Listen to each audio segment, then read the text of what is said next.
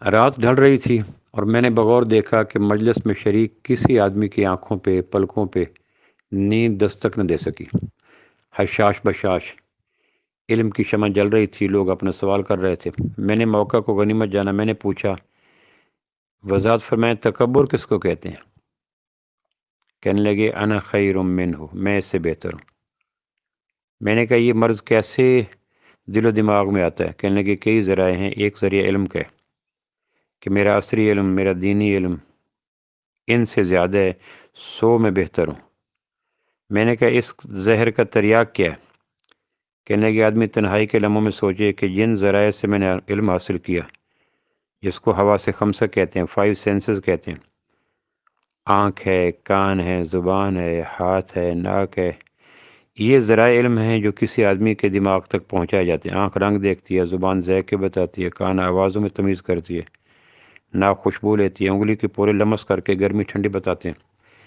یہ سارے میرے ذاتی ہیں یا عطائی ہیں، کسبی ہیں یا وہبی ہیں؟ میرے گرد و پیش میں کتنے لوگ ہیں جن کو میں جانتا ہوں کہ نابینا ہیں، گونگے ہیں، بہرے ہیں، ہاتھ بریدہ ہیں، ان کو علم والے آلات نہیں دیے گئے۔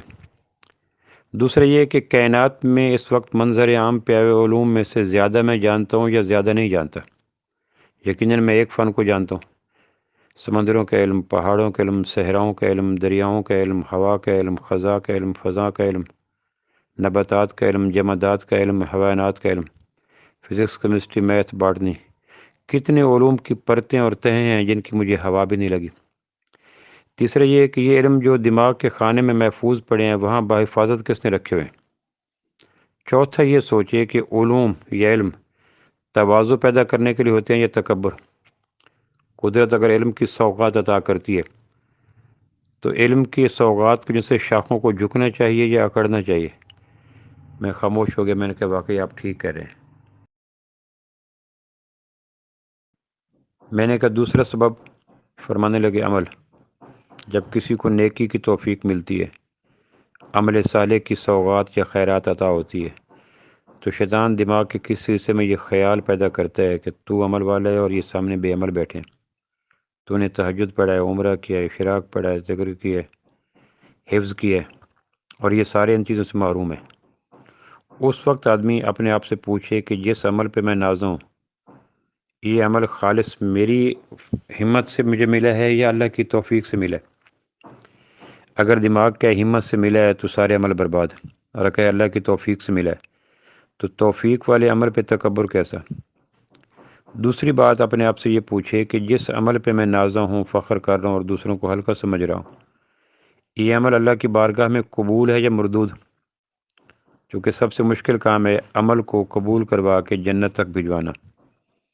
ایک حدیث پاک میں آتا ہے جب آدمی کو عمل کرتا ہے اور فرشتے اس کا عمل لے کے جاتے ہیں آسمانوں پہ، تو پہلے آسمان پہ، دوسرے پہ، تیسرے پہ چیک پوسٹیں لگی ہیں۔ آنے والے فرشتے سے وہاں بیٹھے ہوئے فرشتے پوچھتے ہیں اس کے نام اعمال میں شرک تو نہیں ہے؟ اس کے نام اعمال میں ریا تو نہیں ہے؟ رزق حرام تو نہیں ہے؟ بدعت تو نہیں ہے؟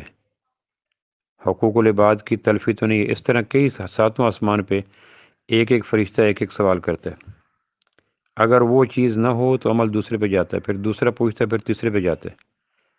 تو میں جس عمل پہ ناز کر رہا ہوں جب یہ آسمان پہ جائے گا تو کیا واپس تو نہیں پھینک دیا جائے گا؟ اس لیے عمل کے بعد لگنے والے تکبر کے ڈنگ کو ان چیزوں کی سوچ سے دور کرنے کی کاوش کرے۔ پوچھا اس کے علاوہ اور چور راستے کون سے ہیں جن سے تکبر دل و دماغ پہ قبضہ کرتا ہے؟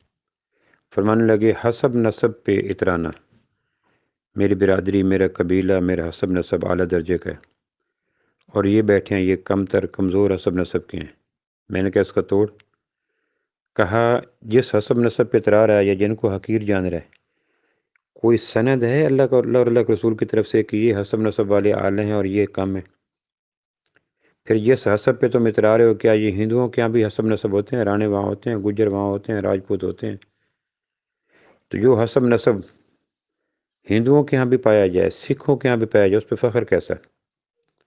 پھر یہ حسب نسب تفاخر کے لیے ہیں یا تعارف کے لیے؟ جعلناکم شعوبا و قبائل لتعارفوا، کہ یہ تو صرف پہچان کے لیے، جس طرح نام والدین رکھتے ہیں پہچان کے لیے، قدرت حسب نسب دیتی ہے تعارف کے لیے، شناخت کے لیے۔ پھر آپ نے فرمایا تھا کسی قریشی کو غیر قریشی پر کوئی فضیلت نہیں۔ تو جب اعلیٰ ترین نسب قریش ہے، اس کے متعلق یہ ارشاد آ گیا کہ کسی قریشی کو غیر قریشی پر، تو رہا یہ حسب نسب جو یہاں عجم میں پائے جاتے ہیں، ان کی کیا وقت ہے؟ میں نے کہا اور کیا سبب کہنے کے جمال، خوبصورتی، اعضاء کی موزونیت، قد و قامت، سکن کلر، جسم کے اعضاء میں کشش، ایک آدمی کالے رنگ کا، ایک سفید رنگ کا ہے، ایک چھوٹے قد کا، ایک مناسب قد کا ہے، ایک سلامت آنکھوں والا ہے، ایک بھینگی آنکھوں والا ہے، ایک بے عیب ہے، دوسرے میں عیب ہے۔ تو یہ جو بے عیب ہے، یہ عیب والے کو دیکھتا ہے تو اس کے متعلق تکبر آ جاتا ہے کہ میرے جسم کو دیکھو، اعضاء کو دیکھو۔ تو میں نے کہا اس کا توڑ، کہنے کی اپنے آپ سے سوال کرے کہ اگر قدرت نے خوبصورت وجود دیا ہے، بے عیب جسم عطا کیا ہے، خد و خال مناسب عطا کیے ہیں، فیچر پر کشش دیے ہیں، آنکھیں بھینگے پن سے، زبان لکنت سے، کان بہرے پن سے محفوظ ہے، تو یہ نعمت کا سلامت ملنا باعث شکر ہے یا باعث تکبر؟ کتنے لوگ ہیں جو گرد و پیش میں نعمتوں سے محروم ہیں؟ پھر اللہ جسم اور صورتوں کو نہیں دیکھتے، اعمال اور نیتوں کو دیکھتے ہیں۔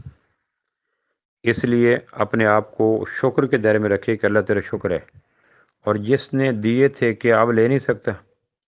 کتنے ایسے تلخ واقعات میرے گرد و پیش میں بکھرے ہوئے ہیں کہ لوگ کسی حادثے کی وجہ سے ڈی شیپ ہو گئے، تیزاب پھینک دیا، شکل پہچانے سے نکل گئی، آگ میں جھلس گیا، جسم خوفناک بن گیا۔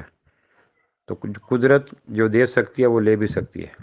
ایک اور سبب ہوتا ہے کہ میرا مال، میری زمین، میرا بینک بیلنس، میری فیکٹریاں، میری ملیں، میرا ذریعہ معاش وہ زیادہ ہے۔ اور آدمی کبھی کبھی کہہ بیٹھتا ہے دوسرے آدمی کو کہ جتنا تو مہینے میں کماتا ہے اتنا تو میں ایک وقت کے ناشتے پہ لگا دیتا ہوں۔ جب گاڑی نیچے ہوتی ہے، کھولنے والے کئی آتے ہیں، بٹھانے والے کئی آتے ہیں، تو نہ چاہتے ہوئے مال کی کثرت آدمی کو تکبر کی طرف لے جاتی ہے۔